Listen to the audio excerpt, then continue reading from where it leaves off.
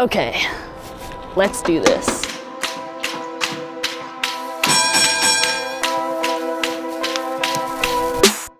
You might be asking yourself, Lindsay, why are you standing next to a giant baby head? Well, that is because today I am at Boston's Museum of Fine Arts, or the MFA, and this is exactly the kind of freaky shit that constitutes art. But this giant baby isn't the real reason I'm here. I'm really here to tell you about a different kind of art. The art of pettiness. More specifically, I'm going to be talking to you about what may be the pettiest feud the art world has ever seen. Isn't that right, buddy? Recently, the internet has become fascinated with a full-blown feud between two artists. The London-based sculptor Anish Kapoor, whose known works include the Cloudgate sculpture in Chicago, and the Bournemouth-based Stuart Semple, a painter and printmaker whose known works include A Pounding Outside Poundland, or How My Nose Got Its Wonk. The feud began when UK laboratory Surrey Nanosystems pioneered a technology consisting of a massive amount of densely packed nanotubes, which yielded a material that absorbed 99.9% of visible light. They dubbed this material vantablack and restricted its use to medical or scientific purposes, not only because of the cost and the impractical method it takes to produce the material, but also the fact that it would be difficult to export out of the UK and get through UK customs. But they decided to license the material for artistic use to one single studio in the UK, Kapoor Studios. After learning this, the rest of the art world was definitely bothered, but none so much as Stuart Semple. Semple decided in the pettiest of fashions that he would create his own pigment, the world's pinkest pink. Unlike vantablack, anyone in the world can use the world's pinkest pink. The catch? Anyone except Anish Kapoor.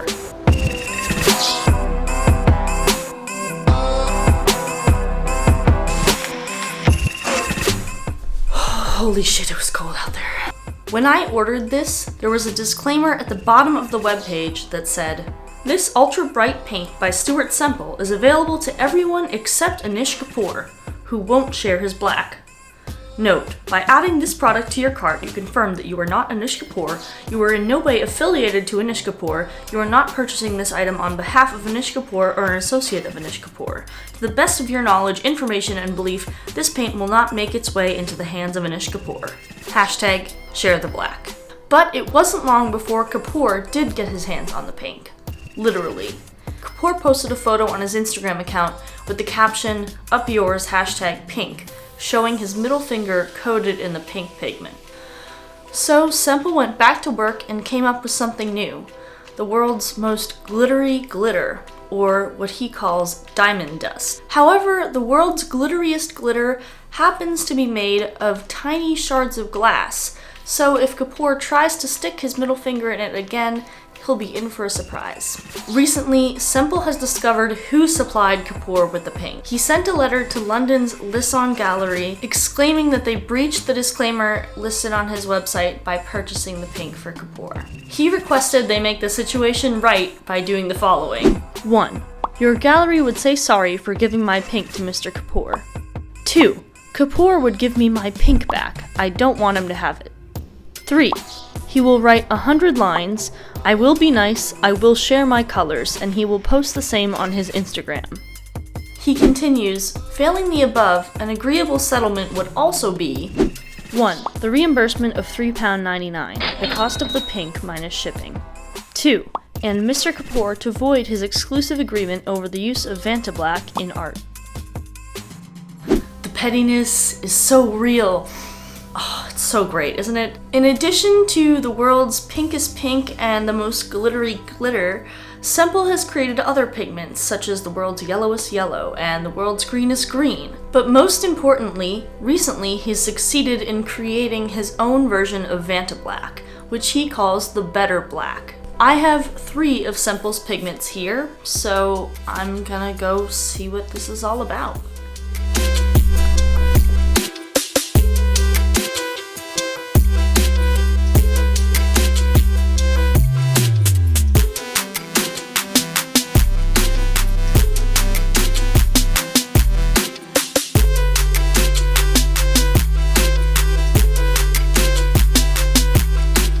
should start this really by saying that I'm no artist. I don't use paints every day or anything like that, so I don't exactly know what constitutes a good paint. So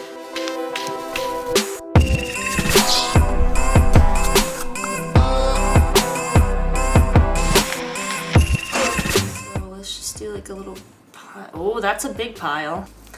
I'll do the glitter next. Give that a little pile.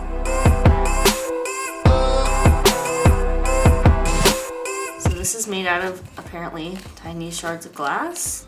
They're really fine, so it's not like they're gonna give you a deep cut or anything, but you definitely get some little splinters from it. And then finally we have the black, which you can kind of probably tell it's already gotten all over my hands. So there it is.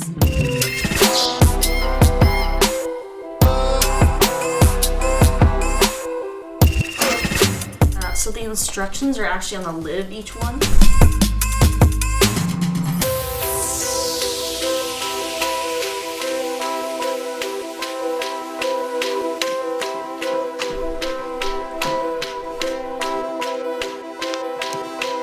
What makes vantablack is that it flattens everything. So it's so black you can no longer tell that there are different depths to certain things. So that's why the tinfoil is a perfect example, since if you paint it on, it kind of hides all those ridges and valleys within the tinfoil.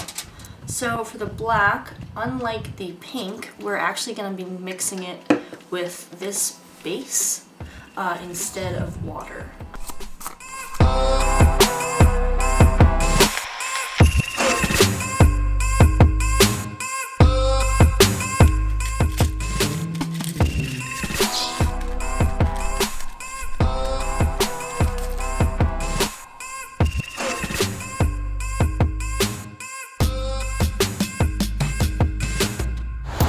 I think it's safe to say who the real winner of this feud is, and that is artists everywhere who now have a cheaper, more accessible alternative to vantablack thanks to Stuart Semple.